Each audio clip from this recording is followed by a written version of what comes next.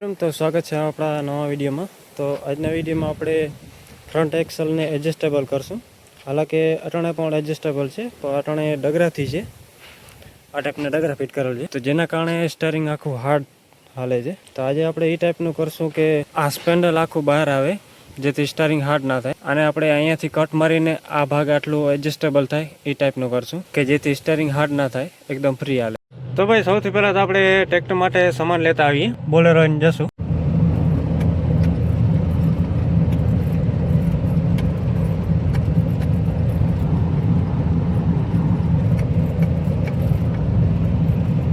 તો ભાઈ કાલે આપણે સામાન લઈને આવી ગયા બધું, અને બાકી આજે આપણે ખોલવાનું પણ ચાલુ કરી દીધું છે.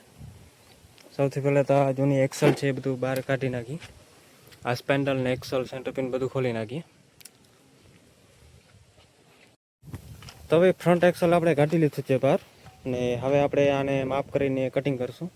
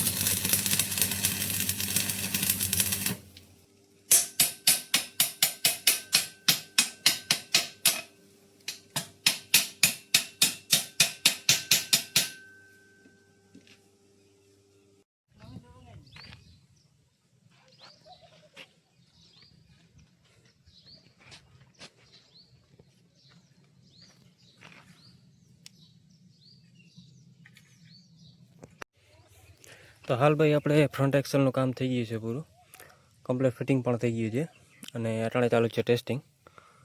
બાકી આ સ્ટીયરિંગની રોડ છે, એમાં લાંબુ પાઇપ આપણે અહીંયા જોઈન્ટ કરેલ છે.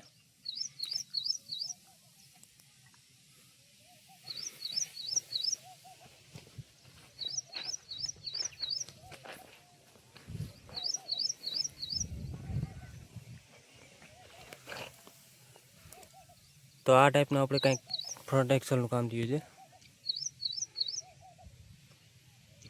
અહીંયાથી ફોલ્ડિંગ થાય છે.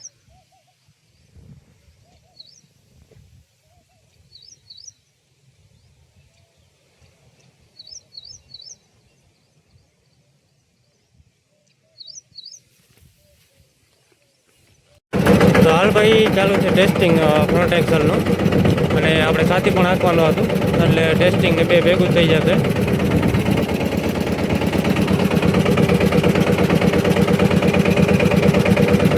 બાકી એક્સલને એડજસ્ટેબલ કર્યા પછી આપણે સ્ટીયરિંગ એકદમ ફ્રી થઈ ગયું છે.